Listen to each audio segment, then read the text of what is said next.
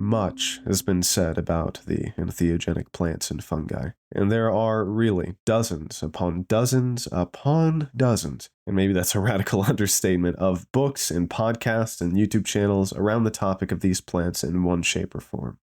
However, over the many years I've been reading, watching, and listening, scouring the web for sources of information and media on this incredibly important topic, I found one angle on the topic quite lacking in coverage. At least in the most direct sense, it's lacking coverage. In fact, I believe it is the biggest and most important angle to this topic, to the point I'm not even sure you could call it an angle, as it's simply what entheogens are at the end of the day. You see, if you're looking for psychedelic media, you'll find countless podcasts of people describing its usefulness and their experiences with it in the context of mental health treatment. You'll find videos of jocular bros talking about how wild and crazy and weird the experience with it was, giggling about it like it's some joke, which is, quite frankly, always a bit nauseating to see. You'll find people talking about it from a neuroscientific point of view, from a rather dry phenomenological point of view, just talking about sensations and visual patterns in that disconnected, antiseptic sort of way, a modern historical point of view, perhaps an ethnographical point of view, tips and suggestions for those looking to embark on an experience. But in all of my research into this topic, the one perspective that is most lacking in representation, and the topic that incurs by far the most ridicule, degradation, and insults when it is the topic of entheogenic plants and fungi in their original relational context with humans. That is to say, the spiritual/religious context. And I'm talking in a direct way. The closest thing that you'll find is that there do exist people from indigenous communities, whose people have been engaged with these religious sacraments unbroken for time unknown, who will go out and speak about their religious use. And that is just fantastic. But particularly in the culture of the last decade or so, although it's definitely been the case longer than that, the native people's efforts to talk about and share the religious and spiritual beauty of their sacraments to the world has largely seen a rather ironic reaction. Namely, that when people see an indigenous-looking person talking about what they perceive as a specifically indigenous form of worship, the immediate reaction among many non-indigenous Westerners is to say, "Wow, how fascinating." And then, move along to the talk with an LSD psychotherapist, or at most, take an anthropological interest in documenting their rituals. But very rarely do you see, in a confident and unshamed manner, someone openly proclaim the religious utility of entheogenic plants and fungi who is not genetically indigenous, or who is not talking about it from some kind of outside anthropological point of view. People will talk about it like it's an artifact in a museum, but as far as actually being engaged with these entheogens as the religious sacraments that they are, there's a major degree of separation in most people between that and themselves. There is a virus of the mind that has made people believe they are not worthy of God. That they, due to the color of their skin or the genes in their cells, the culture they grew up in, that they do not qualify for proper union with the divine. I find this boundary erecting perspective truly acidic to the concept of spirituality/religion, and therefore to the very nature of the entheogens themselves. In no right mind should anyone ever bar themselves from the gates of heaven due to the thought that their genetic heritage may not allow them. This is sick behavior, mentally, emotionally, and spiritually. As another piece of evidence of this problem, I offer you to think about all of the experiences you have heard of a person going down to the Amazon rainforest for a series of ayahuasca sessions. Obviously, in these scenarios, a person is literally going to an indigenous community among the religious leaders and shamans who work with and understand the plant more than anyone. And what do they talk about usually? How do they describe their experience? What, generally speaking, of course, is the prime usefulness or takeaway one will have in regards to the entheogenic plants? In my experience, people who have subjected themselves to the full religious experience of going down to the indigenous community and experiencing their own personal sacraments tend to take everything away from the experience except the spiritual connotations. They'll talk about how beautiful life is. They'll describe its aesthetic beauty. They'll proclaim the necessity of protecting this earth and its nature. They'll sing of the power the entheogen holds as a cure for mental health crises. They'll even make reference to God. But I'd say 49 times out of 50, if not 99 times out of 100, the actual aspect of the religious experience they participated in will go either basically unmentioned, just like a trivial mention, or it will disappear from their minds and they will almost become embarrassed by it within a very short time after the experience has ended. We're talking hours to days. And, some of these people will go back and forth from the Amazon, undergoing these same rituals over and over again. And, someone could have 200 ayahuasca sessions with a trained indigenous religious shaman and still completely ignore what the indigenous people themselves say is the whole point of these plants.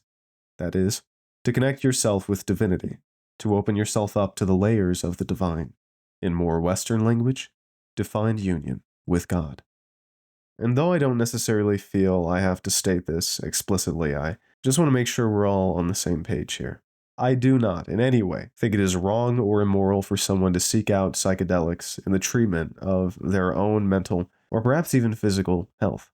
The right to health is the right to happiness, and I don't know how I or anyone could rightfully deny someone their own health. But there is so much info out there on the uses of entheogenic plants have in the treatment of mental health conditions, and I just don't think there's enough understanding of these plants on their own terms. And in fact, I don't think many people consider the possibility that these plants may even be healing because of their religious power.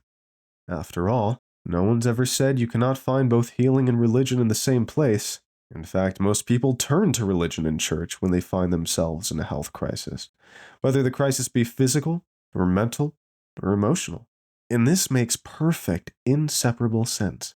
For if divinity is the prime fact of this life, if we are living in spiritual realities 24/7, whether we consciously recognize this or not, then asking Jesus Christ to heal you at Sunday service makes perfect sense, or asking God directly via prayer at your own bedside. Or, depending on your religious tradition, asking for healing through the divine messenger of an entheogenic plant or fungi. The problem, as I see it, can be related with a simple analogy. The deficiency I see in this discourse and community around entheogenic plants and fungi is the same deficiency one would see in someone who only identifies as an evangelical Christian or Methodist Christian or whatever, and only prays or fulfills other aspects of this faith when they are sick, when they are in desperate need of a cure. Imagine for a moment if one identified as an atheist and went about their life in complete separation from religion of any kind. Then suddenly they are diagnosed with a cancerous tumor, and the next day they're knelt at the pew of their childhood church praying for health and healing and forgiveness of sins and anything else that'll get the healing going. And wouldn't you know it, this guy actually gets healed. It works. And so, of course, as anyone would expect, he immediately says, "Fantastic," throws his Bible in the trash, and goes back to being a self-identified atheist. He'll speak of health, of course, but never again will he utter the words religion in a positive context. Okay, would this seem to make sense to anyone? You would think the religious healing he encountered would bolster his understanding, as he has found the perfect evidence himself, the evidence of his eyes and ears, to quote Orwell, his own personal experience. And yet he does the opposite. He drops all spiritual gobbledygook, as he has always put it, and goes about his life no more religious than he was before. And this, my friends, is what I see as the case for many, if not most, of these mental health-focused Westerners who go down to drink ayahuasca or take part in many of the other entheogenic religious rituals. During the entheogenic experience, with the intention of healing held heavy in their heart, they will almost certainly experience the divine and see their connection to it. But when they have been healed, or at least greatly helped, and when that veil between our material reality and the finer spiritual dimensions that are just as present but usually invisible begin to close up once again, they drop the actual content, context, and implications of the entheogenic experience completely. They devalue the spiritual experience of connection to divinity itself, many going as far as to adamantly claim there is, in fact, nothing spiritual about the entheogenic experience at all, and insist on focusing solely on its utility for the curing of mental illness. Like I have already said, this is fine if this is what you want. People are on their own paths, and if one is finding benefit from these religious sacraments outside of a religious context, I'm certainly not going to wage a war around all of this. But I must speak out, and I must speak the truth. And I want to quickly just reiterate again, I can imagine someone, in fact, there could be a large group of people could be listening to this podcast and think that I'm trying to say that there's basically nothing about the spiritual, genuine religious uses of entheogenic plants and fungi out there. And you're probably listening and saying to yourself, hey, I'm not like what he's describing. Like, I use these things spiritually. I totally understand that there is a good chunk of people out there who understand what these things really are. And if you're one of these people, I think that is absolutely fantastic. And I encourage you to speak out, and I encourage you to talk about it, because in the popular culture, the religious aspect of entheogens is largely shoved into a outsider, anthropological, sophisticated scientist looking in at primitive cultures, ritual type of a situation, where the reality is that these things are religious sacraments, and they are not bound by any culture, race, genetic code, or anything. These are sacraments of God for humanity, period.